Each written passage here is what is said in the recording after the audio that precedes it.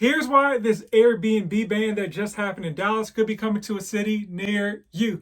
They got feedback on this decision from all across the country. They got it from Santa Monica. They got it from Atlanta. They got it from San Francisco. They got it from Boston. They got it from Austin, San Antonio, and other cities. So this was a joint decision, not just something that the Dallas powers to be just decided, hey, let's ban Airbnbs. And they've been thinking about the decision since 2020. You may be thinking, hey, why not just regulate a little bit better? Don't the cities make money off the Airbnb? Shouldn't it be all good? Why such a rash decision? Is this even legal in the first place? Well, we'll break it all down right about now. Welcome back to House Rich, the first time homebuyer show where we help millennials figure out how in the world do I buy my first home. Today we're talking Dallas's Airbnb ban and seeing how it could impact a city near you. Or your city exactly, right? First and foremost, here's a quote from one of the people that were at the meeting on Wednesday when it got banned. It's not an Airbnb ban, it's simply defining them as what they are, a commercial lodging business. And those should not be in neighborhoods. Kind of makes sense, sort of, right? Kind of semantics. They didn't ban the Airbnbs, they just banned hotels from being in neighborhoods. Here's another quote from the opposition, the council member Chad West. I don't think this will stand up in federal court, and there's a strong chance that the state legislature will pass laws in 2025 overturning short-term rental bans. Either situation will put us back where we are today, unchecked, problematic short-term rentals in our neighborhoods. That's a very good point as well. So why in the world did they not just put guidelines in place? We'll jump into that. But first off, let's see where they actually banned it, because they banned short-term rentals all over Dallas, but technically some multifamily and commercial areas are still allowed to do Airbnbs and short-term rentals. And short-term rentals, by definition, are any rentals that are 30 days or less. Here is kind of the map right here. As you can see, there's a few dots around Dallas where Airbnbs are allowed, but essentially they banned 95% of Airbnbs with this ruling. And here is another regulation or ruling that was put in place as well for the short-term rentals that are still in place. The council voted 13-0 to change city codes to make it mandatory for properties to annually register with the city, pay fees and taxes, adhere to occupancy and noise limits, have someone on file who can respond to the property within 1 hour to address emergency concerns, and other rules. The regulation will be reviewed again by City Council by June 2025. There's a couple of things that hopefully stood out to you. One is that folks didn't have to register every single year. Yeah, you just register and then whatever happens with your property happens. No one's really keeping an eye on that. They're supposed to be collecting like taxes and stuff on the properties, but it's kind of like on an honor system. But folks, of course, weren't doing that. There's no one really to regulate the Airbnbs that were in place. And so you may be thinking like, why is that not in place in the first place? Well, it costs money. So part of this 97-page briefing that the Dallas City Council put together as they made their decision kind of laid out some of these staffing concerns. So if you look at this chart right here where they talk about potentially there being 3,000 short-term rentals in Dallas. And I say potentially because there is a big gap or delta between what folks think are in Dallas and what folks think may be the actual number of Airbnbs in Dallas. So depending on who you ask, it could be a little bit under 1,800. That's what's actually registered. Some folks guess it could be another like 1,300 on top of that, so about 3,100. And this analytics website called AirDNA said there may be about 5,500 Airbnbs. So nobody even really knows how many Airbnbs are in Dallas. But under this proposition for 3,000 people, like staffing would cost $1.3 million just to kind of manage things. Then you got vehicles, uniforms, annual fees, etc. And so from all of this, the estimated revenue is going to be about $1.5 million, right? But let's jump back again. The salaries just for 16 people is going to come to $1.3 million. And then uniforms were at $1 million. So we're already in the whole 2.3, or we've spent $2.3 million already. And folks haven't even left the office, right? So that's another reason why I think they banned it, because it costs too much to actually maintain and keep the Airbnbs properly run. Another thing was that the city council designated the city manager FTC Broadneck to strike an agreement between Dallas and the short-term rental platforms to make sure they're collecting like the hotel transfer occupancy taxes and things of that nature on their website. Will he be able to do that? I'm not quite certain, as you'll see later in the briefing when they interviewed other cities and kind of get the feedback from them on how they maintain these items. So great, the Airbnbs are banned in the city of Dallas. It stops all the nuisances. But what about everyone that owns the Airbnb? So the negative side is there are people that, of course, are doing the right thing. I think like 80% of Airbnbs have zero complaints. So it's actually unfairly punishing the folks that have been doing the right things. Those are probably the people, the 1,800 folks that are registered. Those are probably the folks that are doing the right things. And they're earning income off their Airbnbs, and they purchase those properties based on the idea that they'll be able to generate rental income from those properties. So that's one of the reasons that some folks think that, hey, this may not stand up in court, because folks should have the right to do whatever they want with their property as long as they're not in the HOA. So HOAs can ban really whatever they want, because when you sign up to purchase a home in HOA, you kind of sign documents saying that you lose your rights to complain about certain things. And I think folks that live in HOAs are completely fine with that. They don't want short-term rentals near them. And honestly, if I was not in HOA, I would not want a short-term rental like next to my house. I'm just being honest with you. And I think that's the case for most people. Even though 90% of guests are all good, you're probably thinking, hey, I'm a great Airbnb guest. Well, we're not talking about you. We're talking about that 1 in 10 or 1 in 20 people that throw parties and do all sorts of nonsense in the properties. But let's dive into the presentation. Once again, this is 97 pages. You'll see they covered background. They cover zoning, planning, urban design, enforcement, data analytics, certificate of occupancy, development services. So here are a couple of things that they monitor as far as like collecting the data to say like, hey, there's too much foolishness or nonsense going on with Airbnb. So basic stuff like, litter, trash, high weeds and stuff like that. And of course, we know extra police patrol, street roll blockage, handicap parking, and just police having to be called on scene. So there's about 15 to 20 different categories that they monitored to come to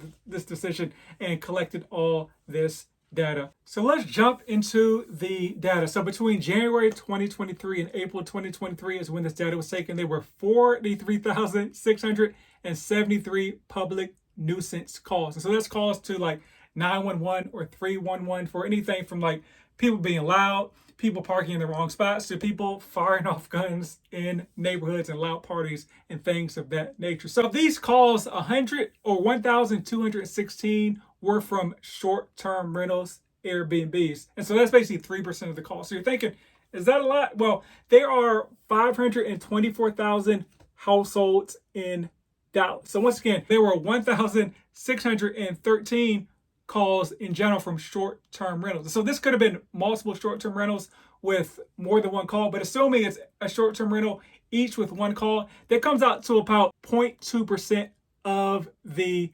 households in Dallas. But they generated 3% of the complaints. So you kind of see there's obviously a propensity of those short-term rentals to be the source of foolishness, for example. I'm a realtor in Dallas and would love to help you reach your goals of home ownership. So click the link in the description and just schedule a call no matter where you are on your journey. Not in Dallas? No worries, I can help connect you with a vetted realtor in your local jurisdiction as well. And feel free to share with friends, family, and foes. Everyone gets love. Short-term rentals had a higher average number of calls associated with their address than non-short-term rentals. And so, however, the difference was less than one call per household. And once again, one call per household may not seem a lot, but there are a bunch of households that never make any calls. So like, I've been in this house for 6 years.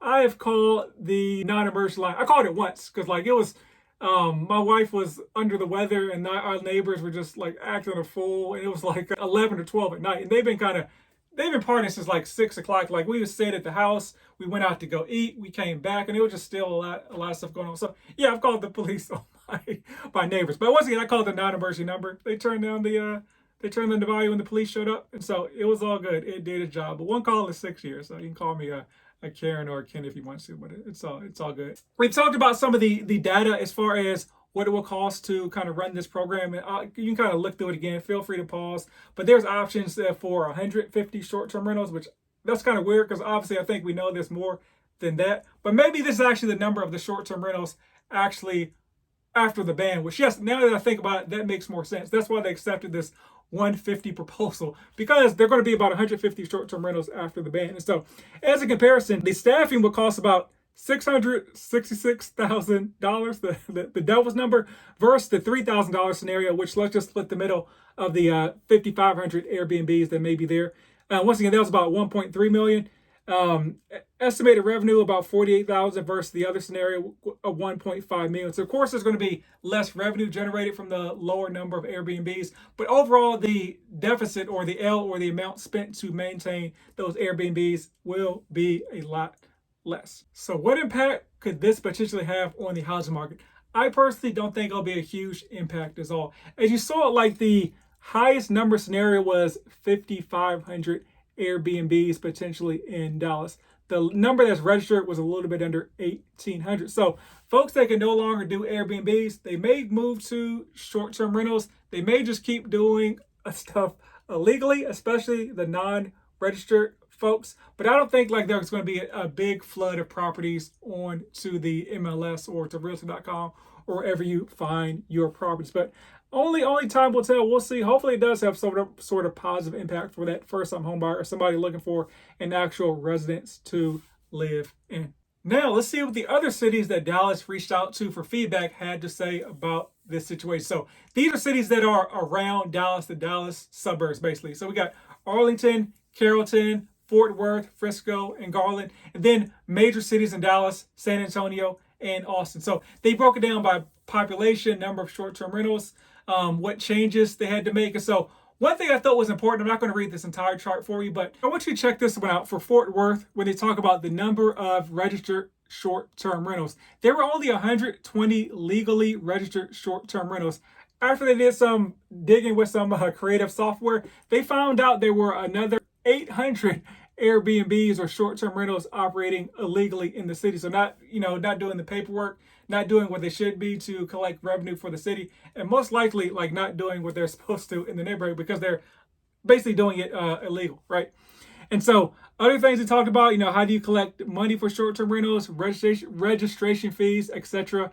for the area. And so the highest number I saw was Arlington has a registration fee of $500, all the way down to the lowest being San Antonio has a registration fee of $100 for 3 years. Dallas is proposing to have them register every year. And if there are any violations found, they have to pay like another registration fee to have it re-inspected. So they just have to register every year. As long as there's no violations, they don't have to do the re-inspection. Another thing they talked about was, how do you come to the conclusion to even get a number for the registration fee? Like, what is it based on? So the city of Arlington had to say this: registration fee is based on the time required for the staff to review and process applications, as well as perform code inspections and re-inspections. The short-term rental permits bring in roughly $8,000 per year, which is shy of total expenses. However, the short-term rental staff is split to support other departments. So their short-term rental staff does not just do short-term rentals, but basically there's like, hey, if it's going to cost us X amount of dollars in order to enforce this, it's going to cost you X amount of dollars in order to get your permit, which seems to make a lot of sense for me. Going back, Arlington had the highest registration fee, once again at $500. So let's jump to San Antonio. A task force, individuals from neighborhoods, stakeholders, short-term rental folks. So they got basically